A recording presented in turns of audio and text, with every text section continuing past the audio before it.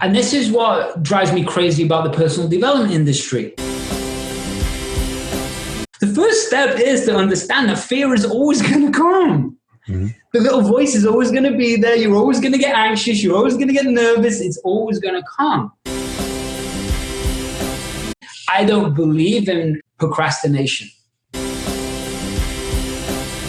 So is this what you call Conor McGregor thinking? Within 4 years, as basically the end of this month, will have earned himself $134 million from 4 years ago being on government benefits on 34 euros a week. Someone can do that in 4 years.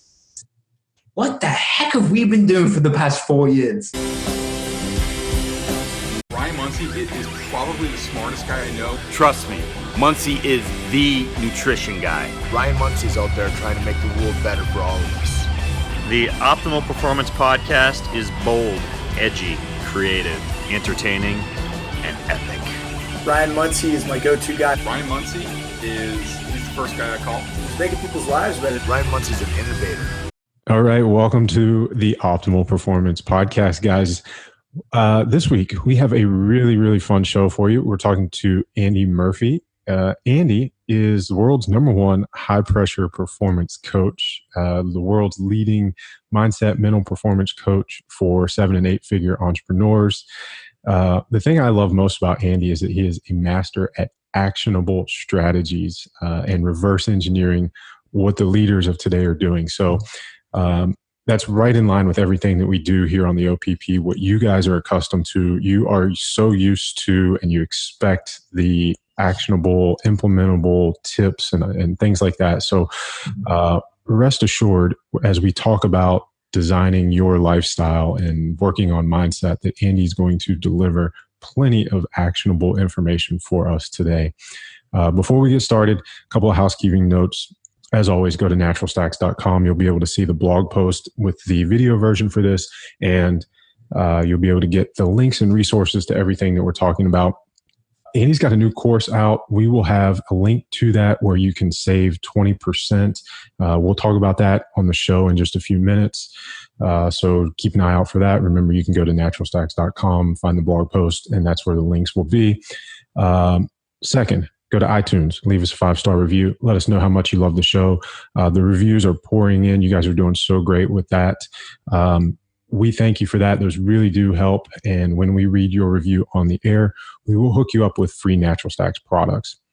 Finally, share the OPP with the people in your life who you know will benefit from and enjoy the things that we're talking about here. All right, here we go. This one is from last Friday, Must Listen by Mr. Buckner, 5 stars. I've become addicted to this podcast for its knowledgeable and use of science. For its knowledge, and use of science as opposed to opinions. This has become my go-to for performing at a higher level than I ever imagined. Mr. Buckner, thank you so much for your support. Thanks for listening. Be sure to email me, Ryan, at naturalstacks.com. We will get you a little care package as a thank you. All right, I'm going to stop talking. Andy, it's your show, man. Let's make some magic. What's going on, buddy? Nice to be here, sir. Oh, we're so pumped to have you. I guess let's start with an easy one for you. What is mindset by design? Do you know what? You got to put with my funny accent, so hopefully your listeners are good with that.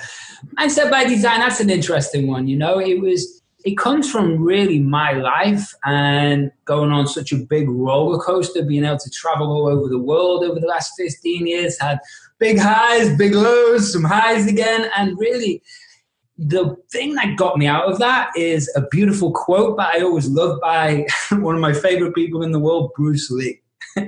You know, you can really, his quote is, you can, don't be afraid of the man who practices 1,000 kicks once. Be afraid of the man who practices one kick 1,000 times. And I know I'm talking about mindset and martial arts, and Bruce Lee is a little bit different, but want you to understand, I've done martial arts since I was a little kid, and it's been the biggest thing in my life that has created my mindset. So after being 26 years old and putting together like $100 million resort, and that we're going through bankruptcy with that and nervous breakdowns and rebuilding my life, guess how I did it? mindset by design. So I was actually, it came out, the podcast and everything came out because I was sitting in Bali, opened my doors in the rice fields, stunning, beautiful views. I'm living in like this mini little palace. And I'm like looking around going, people are in the rice fields earning like $1 a day. I'm sitting in this beautiful place. This doesn't seem quite fair, right? It wasn't that tricky to get here. I just need to share this with people. And that's where I came up with the concept Mindset by Design and just started blasting out to the world. And that was where the podcast, the brand, everything came on. I just want to help me. That's all it's to do with. So in your time helping people, what's the biggest mistake people make? That's a really beautiful question. Believing that where they are is where they are. But it is just that. It's not who you are. It's just where you are. And people think that the circumstances around them are stuck, they're fixed, because we get a ceiling on what's possible. Einstein said it best, we get boxed in by the boundary conditions of our thinking. And that's what happens with neural nets. This circuit gets built, it gets locked in place. And the challenge becomes every time we consciously, not unconsciously, this is the unconscious change, we make a conscious decision to do something different, to really step in there, get pumping, get that motivation going. But the challenge is we've been building neural nets all our life. And this box that we put around what's possible, well, guess what? That becomes a little bit rigid because we keep repeating those patterns. So people are doing their best. They're working their asses off. Well, guess what? It's inside this little box. So when we can expand this boundary, when we can grow it and really expand it, then guess what? Different possibilities come in, which adjusts our filter system, adjusts the neural nets, the beliefs, the neurochemical cocktails, all of that good stuff. But people get stuck, and there's no need to get stuck because, well, it's your life, right? Right. So let's dive in a little bit on how some of those neural pathways get cemented in. What's going on, in our brains that sort of cements that and creates that rigid box that can kind of serve as a prison for our thought processes and our belief systems. I mean, as you're saying this, there's a lot of books that come into my head that I'm sure some of our audience has read. I'm sure you've read many of them, that fixed versus growth mindset, from Carol Dweck. And, I'm envisioning Vishen's Code of the Extraordinary Mind, where he talks about the rules and things like that, the bullshit rules.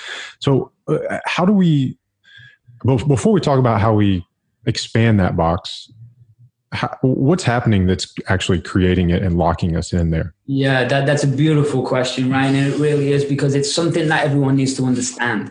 Because when you start to understand that we have our conscious, unconscious mind.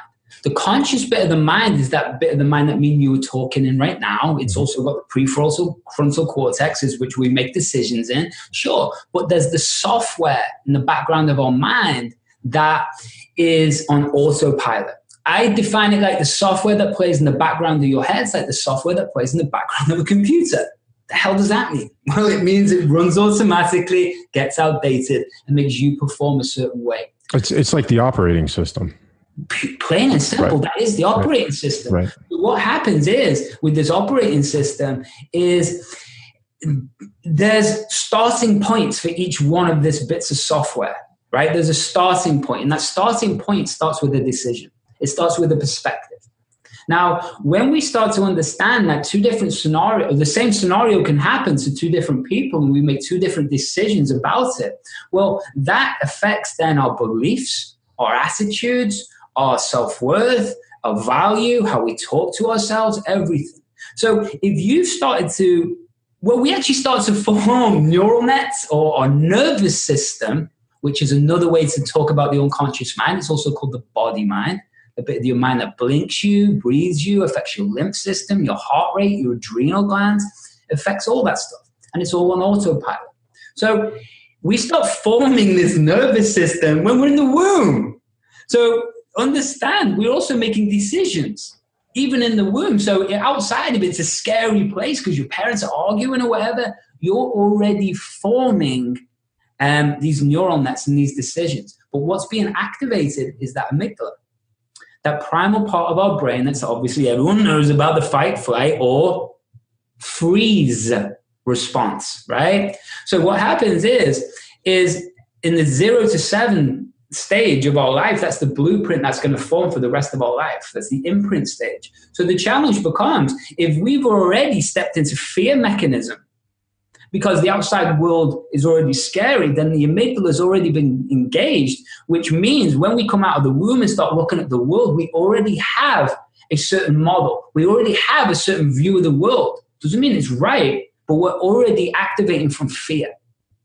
So then it starts to affect our decision-making processes, how we think about ourselves. So this then scales. But what the people don't understand is that there's a two-step process. The first step is to understand that fear is always going to come. Mm-hmm. The little voice is always going to be there. You're always going to get anxious. You're always going to get nervous. It's always going to come. And so when you start to understand this, and you start to understand that it's probably come from the fear mechanism that's been built from way early, then what happens is we start going out into the world with the wrong beliefs, the wrong attitudes, and basically the wrong chemicals being produced in our brain. So then what happens is the default part of our brain, the unconscious mind, is always going back to make sure we are safe. So if we're always safe, then what keeps us safe? Well, being in a box keeps us safe, right? Mm-hmm. So when we keep going around in this box, this wall gets thicker, the boundary gets stronger, the filter in your brain justifies why you are where you are. And then because we want this safety, this neural nets get really locked into place, and this is where we get stuck. And if we've had traumas on the way, these are called synesthesias. And synesthesia means we have a tightly wound neural net together, and that gets locked, and that creates trauma. So what does that become? Like a weight.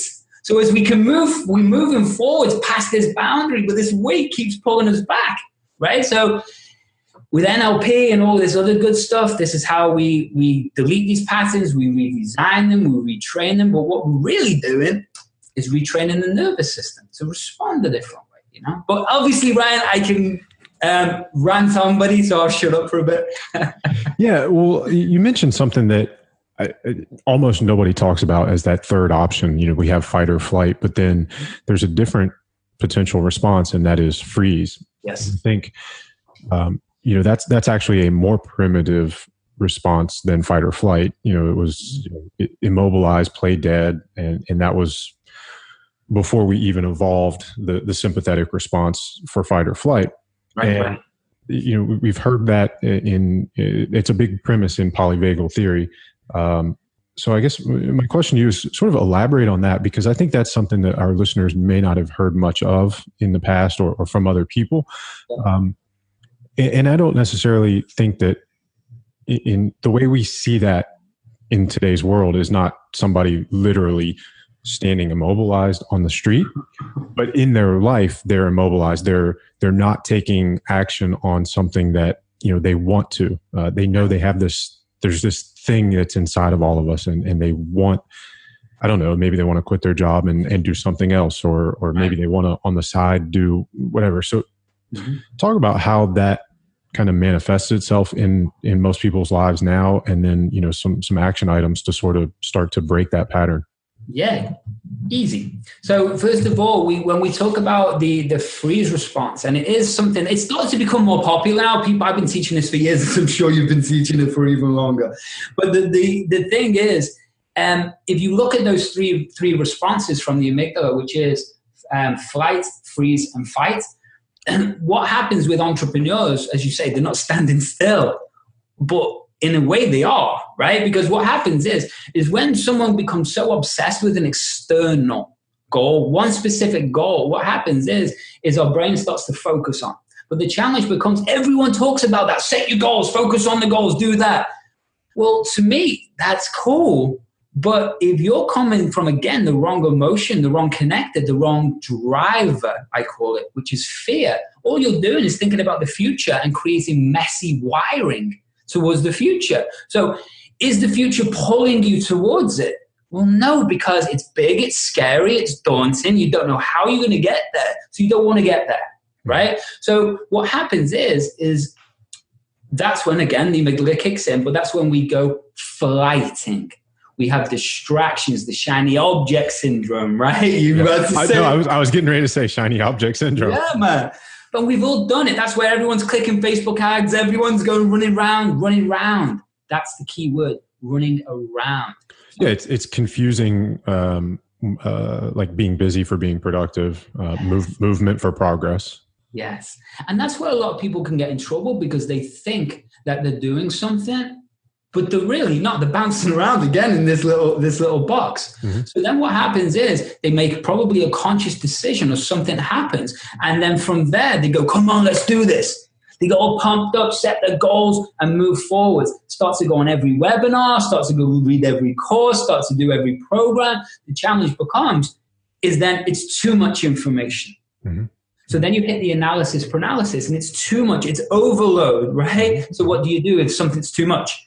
You freeze. You freeze, right? Right. So that kicks the freeze response in. So how do we prevent ourselves from, sort of falling prey to that shiny object syndrome, or, like, I love the way you sort of set that up, where you see that goal, that thing that we want, it's way out there. Maybe we've even gotten to that place where we know every step, or at least the first step to start to move from where we are to where we want to be. How do we make sure that, between the time I decide this is what I want and actually getting there, that we're staying on track, that we're not veering off course and following, whatever whim may, catch our attention on any given day? Right. It's easier said than done sometimes, especially when you're living in that fear response, right? Or the other way to look at it is there's two different, I'll break this down, but there's different ways. To me, I don't believe in procrastination. I believe in misalignment. Because if something is in alignment with you, and what I mean by that, if you're just so pumped to share this message to do it, then guess what? I don't need to create motivation. It's like working with professional athletes, Ryan, right? Mm-hmm. To create motivation in them. Yeah, right. And we talked about this before we hit record. Andy's been lucky enough to work with a lot of special forces and professional athletes, and as have I. And we were sharing some of the experiences of, when you work with somebody like that, you say jump. It's not even that they ask how high. They ask, do you want me to jump off of 1 foot or 2? Am I landing on my left foot, my right foot? Like, it's brilliant, right? But so what's different about those people? Well, guess what's different? I mean, they're not a different organism. They're the same species. They have the same feelings. They battle the same things in their head. I mean, why are they successful and other people aren't? They've gone further down a path of that they're passionate about, spent more time and effort and energy, built these neural nets, this muscle. So guess what? That then starts to complete the circuit. But guess what? It starts somewhere. So to me, the first place to start is understanding there is very different versions of you. And each version of you is, I call them, well, there's peak performance for sure. That is what I call the generic version of you. Okay. Then we have something called alter egos. And an alter ego is, for example, let's use an extreme example, but I was using a professional fighter. When I work with pro fighters stepping into a ring or a cage, that is a very unique version of them, right? They think and feel and act in a very specific way. They're focused, their breathing rate, the heart rate, the micro muscles on their face, everything is a very unique experience. If you imagine that as a bubble, okay, that is a state. And this is what I specialize in. Now, that state is definitely not the same version as when they go and talk to their mom, or they go on a date, right? Or they try to relax. So when you start to understand these different versions have their own filter in, their own beliefs, attitudes, view of the world, they have their own neural nets, they have their own chemical cocktail produced into it, they have their own beliefs around what's possible in themselves in it. Well, guess what? That version is a very different version of seeing the world and performing than someone who's stuck in fear, beating themselves up. So the first thing is if you became this fearful version and then stepped into the world and started to vision the future and started to build the future, well, guess what? You're coming from the wrong place. So you're never going to be able to perform at a world-class level. Well, if we flip that and we understand that version of me is a peak state, it's a world-class and alter ego where everything's dialed in, and we start to step forwards into the world, then you're going to produce completely different results. The worst thing is, it's a stupid statement and it's been said for years and I've said it too, but feel the fear and do it anyway. I honestly, and hey, for out there, I disagree with this. And the reason is, if I felt the fear and did it anyway, and I stepped into a cage and I was in fight-fright mode, then I'd be in freeze mode. I would also be conscious. I would not be playing an automatic program, and which means I'm on autopilot, and that's how you fight, that's how you perform, that's how you get on stage, that's how you make a trade, that's how you sell. So when you start to understand that, we've got to design these peak states. So whether that's a Forex trade or whatever it is, it's the same thing. So suddenly we're building programs forwards that are connected to the right beliefs, the right chemicals, the right everything. So if we continue that pattern, guess what? That's why someone becomes a special force commando. And that's why someone probably wouldn't even get to the training. Does that make sense? No, it makes great sense. I love it. So let me make sure I understand it. Then if we wanted to implement that or practice that on a daily basis, what I'm hearing is that when I wake up, I shouldn't be, Ryan, as I would speak to my mom on the phone on a Sunday night. I should be, I should wake up Monday morning and be the Ryan that would be stepping into the octagon, or whatever my arena is. Yes. But it's that alter ego. It's bringing that into the world in whatever your pursuit is. Right, and that's where Mindset by Design comes from. Because we are designing that mindset, and it starts first thing in the morning. So we're switching on the correct part of our nervous system. We're switching the right neural net on, because we don't know what we've been dreaming about, right? We sometimes wake up and I'm like in anxiousness, and it's like, okay, now what? So is this what you call Conor McGregor thinking? Did you listen to maybe a little bit of a podcast, mate? Yes, mate. I do some research. And it's whatever you think about Conor, right? Whatever you think about Conor, let's take the emotion out. Right. That's a guy within 4 years, as basically the end of this month, will have earned himself $134 million from 4 years ago being on government benefits on 34 euros a week. So think about that, right? Right. Not the best fighter in the world. He's not. He's not the most tactical. He's not the most efficient. But he can build those patterns and step into that 25 minutes when there's millions of people watching, when everything could go wrong, yet he can perform under that amount of pressure for those amount of minutes. That's what makes him special, right? Yeah. So imagine if we could take a glimpse of that. Imagine if we could put what we truly want out there, but not coming from ego, going, oh, I'm going to do this, but coming from heart, coming from alignment, coming from the correct intent. Then suddenly that makes us expand. And that's what he's done. He's put things out there into the world that are so insane. Guess what? Steps up and delivers. Mm-hmm. And when we can imagine what's possible for it, if someone can do that in 4 years, what the heck have we been doing for the past 4 years? Right. And that's why I love it, because it puts responsibility back onto us. Yeah, and that's what I love about what you've been teaching and what I've read and listened to is that you really, really get people to hold themselves accountable. There are several studies that show, this is really fascinating. I've been looking into decision making and feelings and emotions myself. And there's a study, there was a meta-analysis. I think it was put out in 2005 or 10. I don't know. I'll link to it for you guys on the show notes. But there were 5 separate studies looking at either financial reward or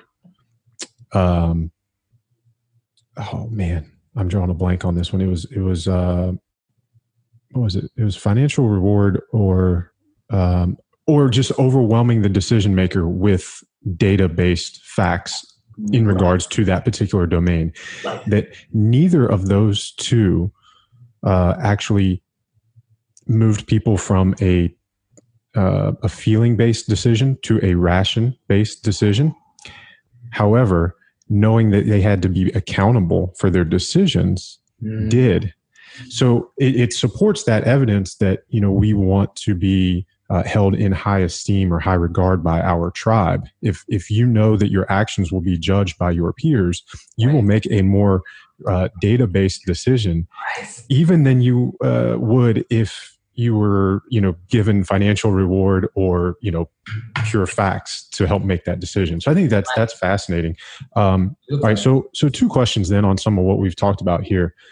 Number one, what can we do every morning to wake up and, be Conor McGregor or that version of ourselves? Well, yeah, I love it.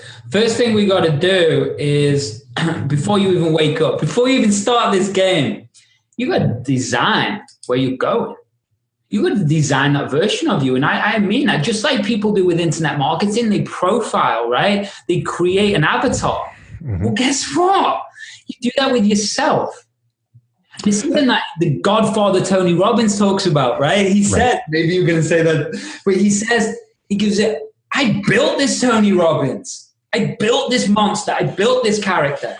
Yeah, that's what I was going to say. I think it's so brilliant because if you look at anybody, it doesn't matter who, whether you're looking at Conor McGregor or Tony Robbins, anybody that we think of as somebody who is quote unquote successful, wherever they are today, whatever level that they have, whatever thing they have achieved that we may deem successful, that is a very, or at one time, that was a very crystallized vision that they had for their lives. They didn't get there by accident. Maybe they didn't get there the exact way they thought they would. Maybe the path was a little bit different, but they had some vision that they set out to achieve. Exactly. So that's, I think that's a brilliant, point for something to start with. So I mean, but it is, man. Thank you. But then this, by the way, everything that I talk about has came from 15 years of my roller coaster of life, me rebuilding my life many times, working out what works, getting rid of all the BS out of the personal development industry, and then really working with high level people and see how they really perform. And that's where all this comes from. So when people talk about the morning routine, and it sounds so cheesy, but it's there's other ways to look at it. Morning routine, hey, it's important.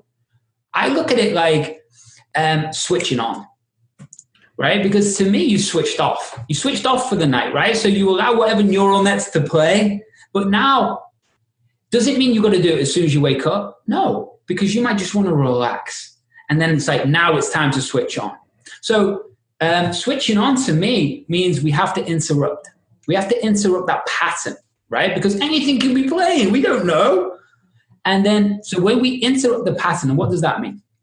Well, a nice, simple thing to do that I teach is to become consciously aware of what's automatically playing, is to ask the question. Now, we are question answering machines, and you probably told this a million times and all the rest of it, man. So I'm not going to go into it. But we have question answering machines, and every word that we say is connected to an emotion. That emotion is going to drive or change our state, okay?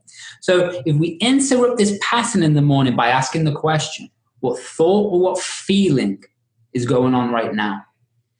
What that does is it allows us to change perspective, but it allows us to then recognize what's going, so then we can change it. So once we've done this, what I suggest people do then is to understand the next steps. And this is the thing with me. I teach people how to do stuff, then you tailor it towards what works for you. That's the whole point, right? Well, people teach specific systems and then that doesn't work for them. No, we want to teach you how to. And that's a beautiful thing, because I mean, you know this and I know this, most people listening will recognize that, we all have coaches that we've gravitated towards and coaches that maybe didn't kind of suit us. And I think one of the most valuable things I learned from my years of coaching people in the gym and as a personal trainer was that I can't coach. There's very few people that you coach the exact same way. You've got to figure out, how to connect with each person as an individual. And, whether if I'm coaching a 17-year-old male athlete, I'm talking to him completely differently than, a 39-year-old female who, skipped gym class when she was in high school. So I love the fact that you're tailoring this to people. It has to be, though, to me, Ryan. It has to be. We all have different fears, but they all come from the same places in our brain, right? So if we learn to navigate around this thing, we become our own coaches. If we understand how to control the patterns and change the patterns and delete stuff and control anxiety and step into sales states, and we've designed all these things, then it starts to become automatic in our brain, which means we can perform at a high level. So this starts in the morning. And what I teach is people love to meditate in the morning, right? Meditating is great in the morning, but understand what it is. Meditation has an intent, and the intent is to create presence. And that's a beautiful thing because it calms us down, it creates space.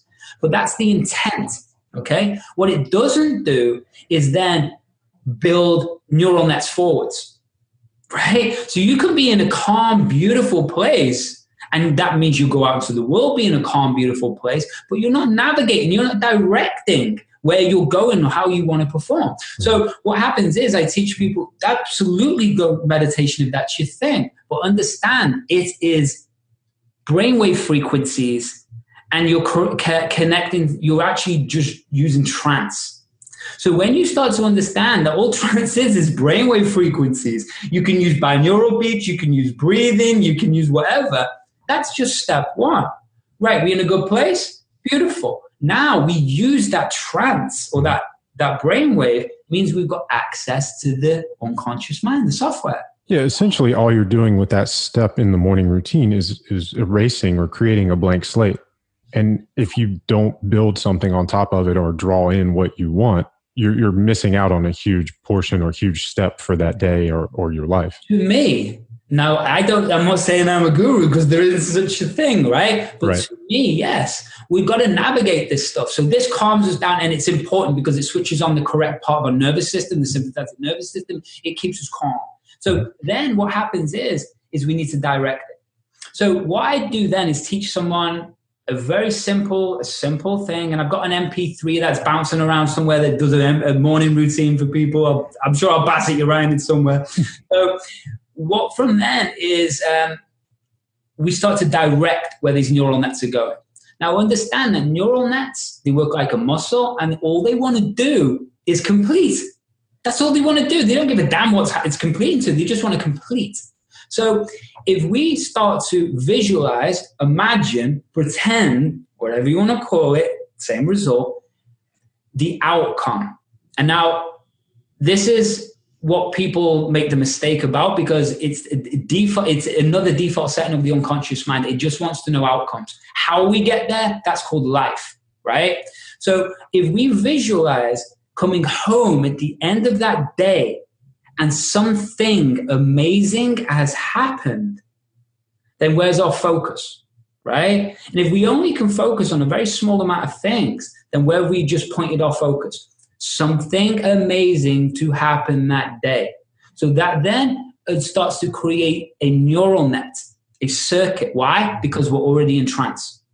So then what that starts to do is adjust something in our brain called your RAS, your reticular activating system, right? Which filters what you're going to experience. So suddenly we start pointing our brain to this badass outcome, and then we start changing how we feel about the day, which adjusts our filter and adjusts our beliefs about what's possible, our attitude towards each task, and you get the idea. So then suddenly we complete this circuit. The emotion that's attached to it changes. So we're into the day. Our perspective, our belief about it changes. And therefore it produces different chemicals. So suddenly we step into the day completely different way. I think that's so well laid out and explained. It's beautiful. And I think a lot of people hear a Tony Robbins or any of this kind of like self-help guru stuff. And there's a tendency to dismiss it or say it's woo-woo or whatever. Absolutely. Everything you described is the science of how our brain works, so the science is all there. But if anybody is still doubting that, I think what you just described is exactly why Christmas Day is a different experience, or your birthday, right? We all have experienced those days where you have something on your schedule for that particular day that you are excited about. Yes. And when you wake up on whatever that day is, whether it's Christmas Day as a kid, or, you have a really cool appointment that you're looking forward to tomorrow or whatever, you wake up, your day is different than quote unquote a normal day where you don't have anything on your schedule like that, because you wake up and that is that amazing thing that Andy just mentioned, that thing that will happen to you. Like it's there, it's crystallized, and you're focused on that, and that that's going to happen.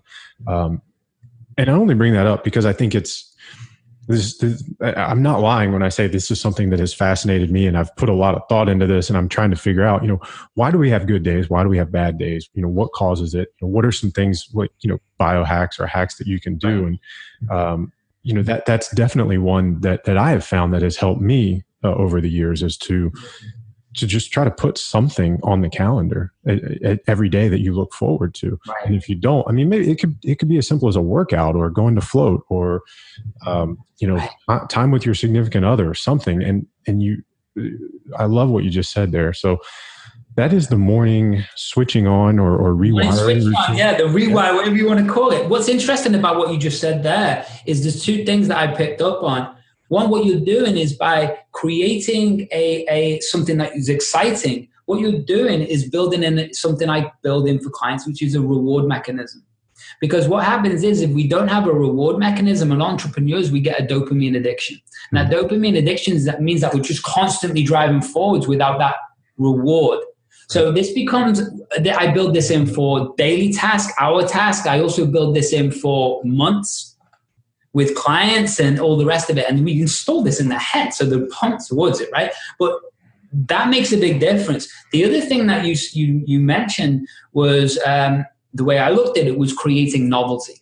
And this is something I've been really looking at, and dude, you're on the same page with everything. So novelty to me, I've done a podcast about this recently, but it was talking about dopamine. Mm-hmm. And the old understanding of dopamine being just spike for excitement or whatever it is, right? But what they know dopamine now is, my understanding of it, it's really to do with novelty. And when we can spike a dopamine, whether it's good or bad, it doesn't matter. It's novelty. Then that circuit wants to complete. So we've got to be really careful how we spike that novelty, because this is how people get stuck in that old box. Because they're trying new things, but they're in an old box. But really what they're doing is spiking dopamine levels, which makes them feel good, but it keeps them distracted. Mm-hmm. So if we can create novelty inside of our business with new ideas, and that's why we get into stuff with entrepreneurs, we're like, yeah, let's do this. And then we run down a path and we're like, shit, it work, okay. But really what we're doing is spiking dopamine levels, and this creates performance. So it just has to be directed, navigated.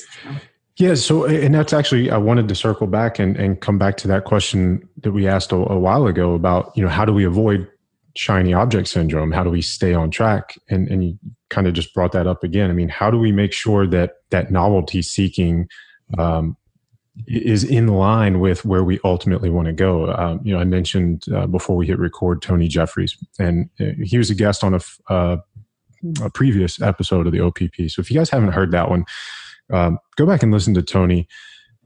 Tony, if you didn't hear that episode, was the 2008 bronze medalist in boxing. He went to China, won the Olympic medal. And when I talked to Tony, he trained for 8 years. He was on an 8-year program to get to that point. And, one of the things that just blows my mind is, how many of us stick with anything for 8 years? Anything. Right. I looked this up recently, because I asked that question. The average marriage in the U.S. lasts 8.2 years. And this guy was on a training program, to be an Olympic boxer for 8 years. Wow. He ended up winning a gold medal or bronze medal. Sorry. But how do we, I guess if you're training for something that specific and you have coaches and they lay out, kind of these micro and meso cycles and can kind of direct your training. But for those of us who don't have that, how do we make sure that on a monthly basis, let's say we have a project that's going to take us 6 months, right, or a year or 2 years, or your Conor McGregor example, 4 years. Right. How do we make sure that we're staying on the right path? That's a really good question. A really good question. Well, to me, there's two different habits are formed, as you've taught 100 times. Habits are formed by small increment steps. So we're expanding to things too quick. So basically, our neural nets and nervous system can catch up.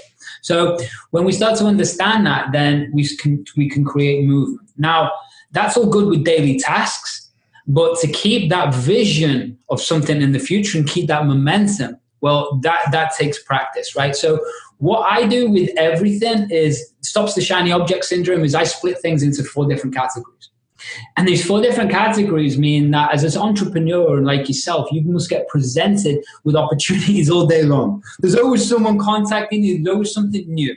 So the way I split things up is everyone talks about your short, medium, or long term, right? Well, to me, there's one missing, and that's your immediate.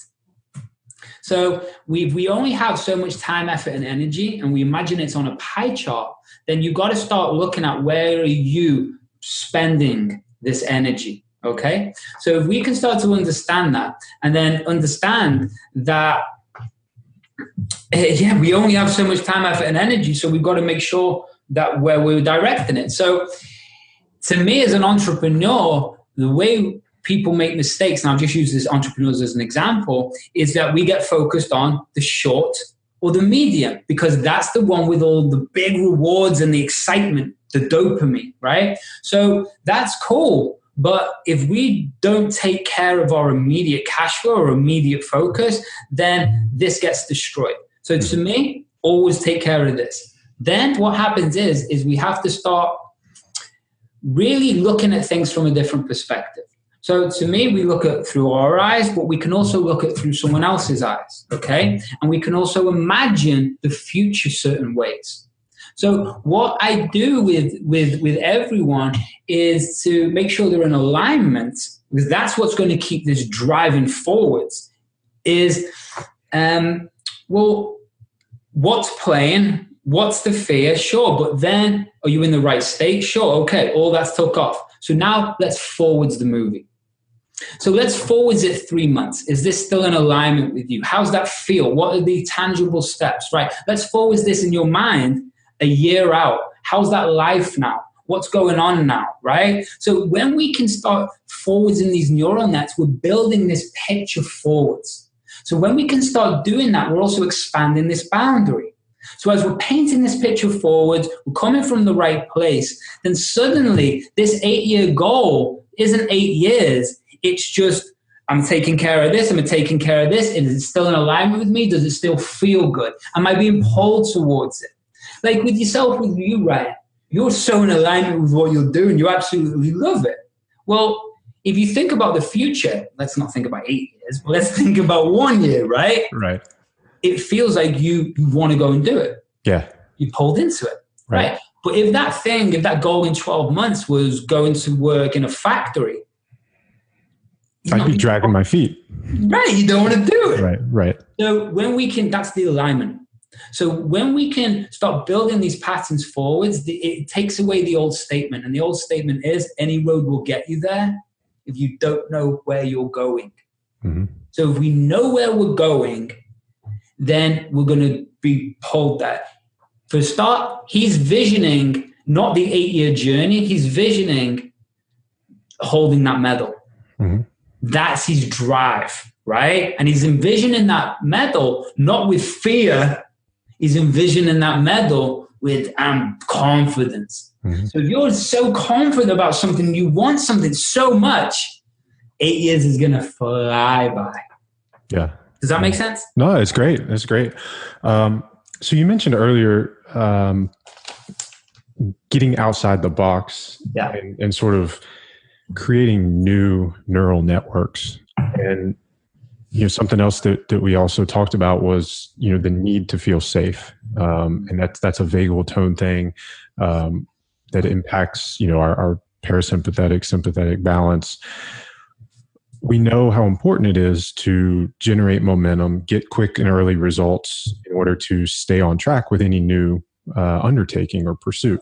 So what are some things that you could help our listeners build in to build, not necessarily build that momentum, but ensure that they feel safe when creating these new, outside the box, like when we break our previous confines, right, and we start to stretch ourselves, right. How do we build comfort and try to feel as safe as possible, as quickly as possible, right, so that we don't revert back in, and come back into our little turtle shell and stay safe, play small?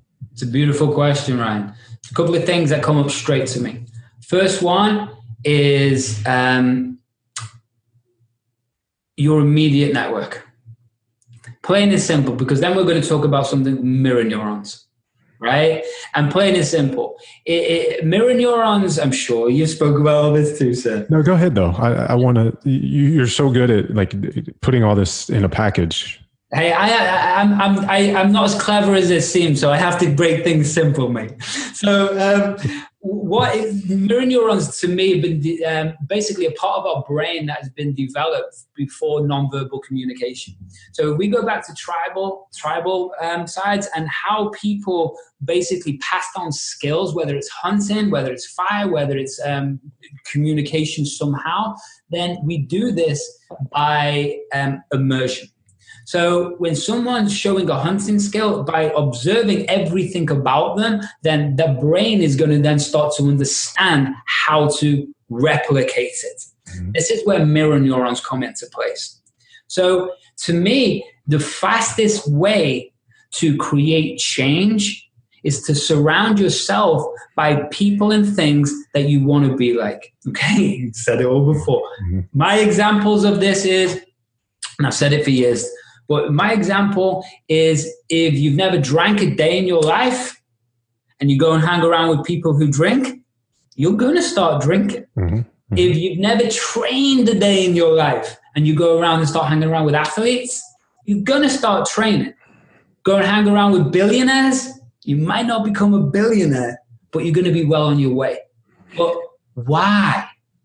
Well, let's look at these. Let's isolate these three different groups. The first ones, people who are drinking are generally moaning, right, about how life sucks, or the partying, which is escaping. So when we start to look at that, let's go a bit deeper. Let's look at their underlying emotion, but let's look at their focus. Let's look at the conversation. Let's look at their opportunities. Let's look at their life. You spend your time around that, that's going to replicate in your brain. It's the same with athletes. It's the same with billionaires. You might not become a billionaire, but you're going to be well on your way, because the opportunities, the conversations, but more importantly, the boundary that you've put around what's possible changes, okay? So if we looked at a shop assistant and what they perceive as possible, and we looked at a billionaire, what they perceive as possible, both humans, both neural nets, both brains, both opportunities. So when we start to put ourselves around the correct people, and this goes a little bit deeper. This is another thing I've said many, many times, but with mirror neurons. Well, imagine watching horror films every day for a month. How are you going to be thinking by the end of that month, right? Right. You're going to be a real weirdo, right? But if you watched everything about Branson for the whole month, how are you thinking by the end of that month? Seeing things a completely different way. Right, right. To me, when we start to understand this, why I teach things this way, simple, is so, someone goes, I get that. And so they can go and apply that, rather than going, you must do 1, 2, 3, 4 to get this. No, do you understand why? Well, no. Right, let me show you why.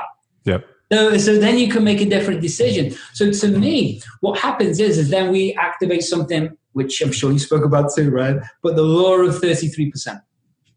right? And the law of 33% meaning, I know it doesn't quite add up, but the law of 33% means that we communicate and hang around or spend energy, time, effort, and energy with people who are 33% below us in our journey. Now, that doesn't mean we're better than them. It doesn't mean anything like that. It just means we're ahead of them in the journey. 33% at the same level, 33% above. Well, to me, if you want to create massive change right now, and you only have a small amount of time, effort, and energy, which section do you want to be spending your time with? You got it, right? The highest end, people who are 10 to 15 years ahead of you in the game. We hang around with those people. Well, if we come from a place of self-worth and peak state, then we're going to hang around with those people and we're going to absorb that information. If we come from a flight or a fear response and hang around with those people, all it's going to do is create negativity in us and we're going to feel bad about ourselves. Right? So there's many little finite things, but understand that default underlying emotion is the thing that affects the neural nets, the filter, your response, blah, blah, blah. I think that's really, really eye-opening. I don't know that I've ever heard it. To me, the takeaway and the insight from that is that, we've all heard, you want to be you never want to be the smartest person in the room. I heard this so much growing up as a kid playing sports, to always be either the youngest or the worst, always play with people better than you or older than you. Right. But what you just said is very, very powerful about how we respond to those situations. If we're activating that sympathetic, that fight or flight, if we're not emotionally equipped to, deal with being the dumbest person in the room or, the slowest or the worst or whatever, then we may not necessarily get the benefit from being there and putting ourselves in that environment that we thought we would.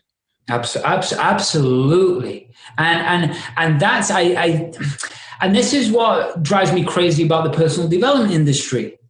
Because it's outdated. Because people regurgitating the same crap year after year after year. And it doesn't mean that the underlying thing isn't truth, because that's what's being taught for thousands of years, right? I'm not saying that. I'm not saying I've got a new revolutionary thing. But we have to communicate it a different way. And that's what needs brought up is 21st way communication, not going back to cheeseball 1980 stuff, right? Which is most of the personal development industry. It's like, I don't want to go to a seminar and get pumped up and clap hands. That is not me. Have I done it? Yes. What I want to go there for is to network the energy and also to get some internal ahas. I do not need pumping up. Mm-hmm. And the other thing is, I understand why people do that, because they want to overload the conscious mind, so we get unconscious, no resistance. Well, guess what? There's other ways to do it, right? There's just other ways to do it for me. I don't want to clap my hands and jump up and down. Well, it's funny because I'm the exact same way. I have the exact same feelings about those events that you do. And the thing that I've come away with is that the folks who are there seeking that, it's not so much that they're seeking that as much as it is that is an environment. It's a completely manufactured environment in which those folks can feel safe. And that's exactly what you said earlier, is that we have to feel safe. And it goes back to that polyvagal theory and HRV, vagal tone, all that stuff that, if we want to be expressing the highest version of ourselves, we can't do that if we're not coming from a place of safety. Yeah. Because if we don't feel safe, then we feel like we have to either immobilize or be fight or flight. Right. Mobilized to deal with, our defense mechanisms are on. Right. By definition, if we don't feel danger, we're in danger. We're constantly thinking we're in danger, which puts so much stress on ourselves. And that's what makes me sad too. It doesn't mean, and people, it was interesting. My girlfriend's nephew, it was interesting. I was talking to him, he's like 15 years old and he's constantly on tech and doing all this stuff. And I was talking to him, I was saying, because he's really interested in like entrepreneurs like Elon Musk and obviously people. And I was saying, do you think, because he was afraid of doing something. I said, do you think Elon Musk gets scared? And he went, no. And I went, Elon Musk 100% fact is shit scared every day, right? Because I haven't met many people ever that aren't scared every day at some point. But the difference, now what? The fear response is always going to come. The difference is what we do next.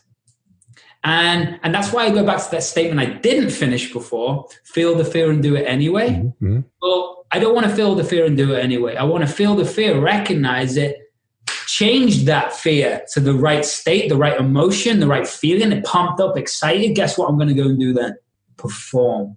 If I walked on a stage in front of 1,000 people and I'm so scared, what's going to happen? Freeze response. Right? You're not going to perform. But if I go in there, excited, pumped up, I'm going to perform. Well, I think the one thing to point out there, I mean, you're right. You didn't finish that earlier, and I'm glad you came back to that because, you know, when you were talking about it earlier, I was thinking the example I always give people is, you know, Tiger Woods. And early in his career, when he was untouchable, he was on the course and you never saw him thinking mechanics. He was never worried about his swing. Now he's got tons of other issues, but one of the issues is, you know, that he doesn't trust his swing. So when he's on stage trying to perform, he's worried about the mechanics of his swing. That's it. If you're worried about the mechanics of what you do when you're trying to perform, you will not be successful. If Conor McGregor is fighting Floyd Mayweather and he's thinking about how to punch, no chance. Right. So the underlying thing here that's assumed is that when you step out to perform, that you have put in the reps and you've done enough to, as you said earlier, Andy, and this was a great thing, that you have to be on autopilot. And your autopilot has to be at a level that, you know, allows you to perform to the ability that you want.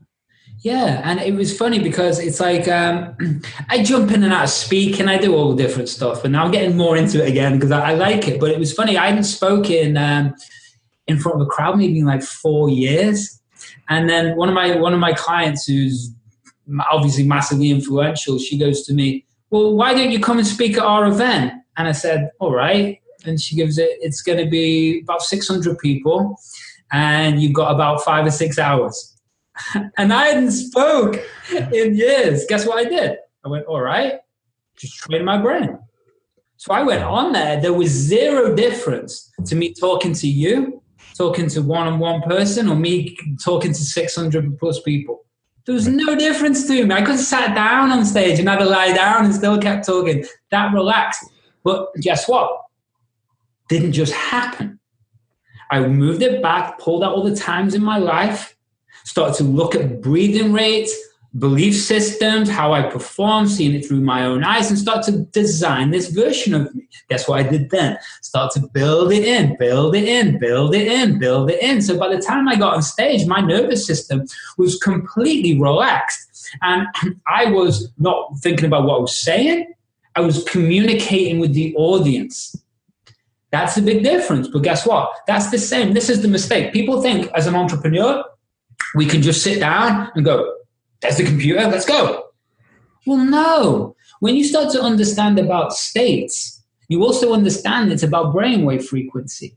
And you understand that when someone is in a peak state, they are in trance. That's like a baseball player hitting a 100-mile-an-hour ball. Do you think you can do that consciously?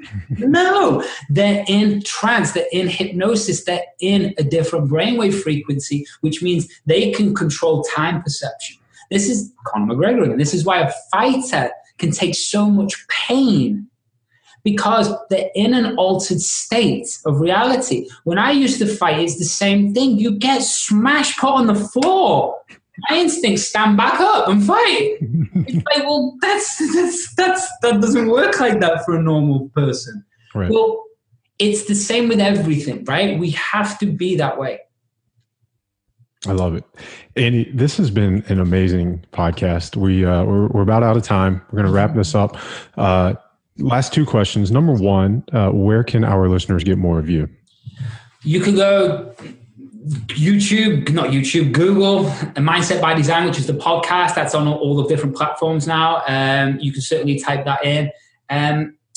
There's just type my Andy Murphy. You can stick NLP, you'll find me. But the podcast is the perfect place to go. Okay. And then the course is Mindset by Design. What's the name of the new course? Yeah, well, this is a labor of love for sure. It's called the 8-Figure Thinker Training System. And what I've really done, hand on heart, I've just spent 15 years getting rid of all the BS. And this whole training system is honestly the most in-depth mindset training system I've ever seen online. I look at it now and go, how the heck did I even create that? Seriously?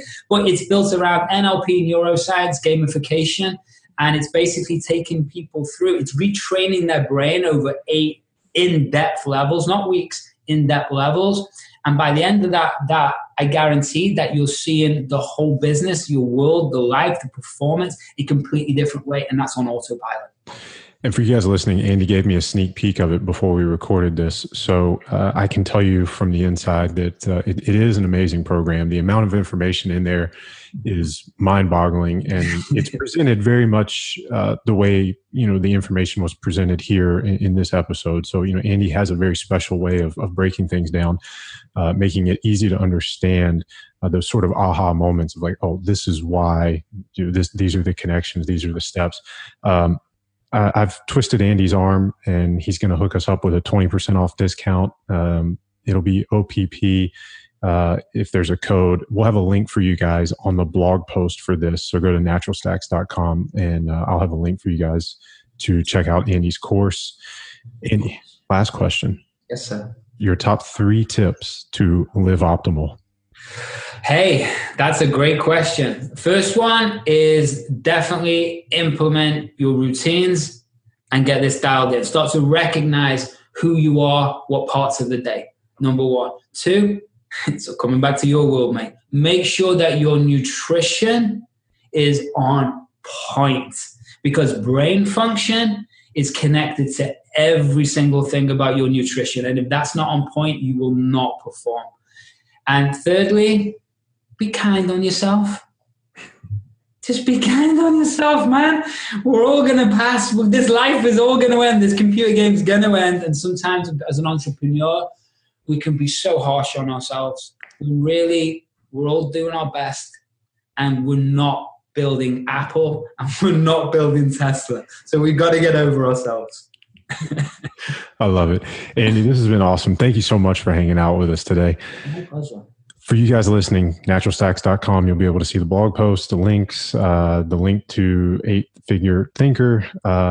Go to iTunes, leave us a 5-star review. When we read your review on the air, we will send you a Natural Stacks care package.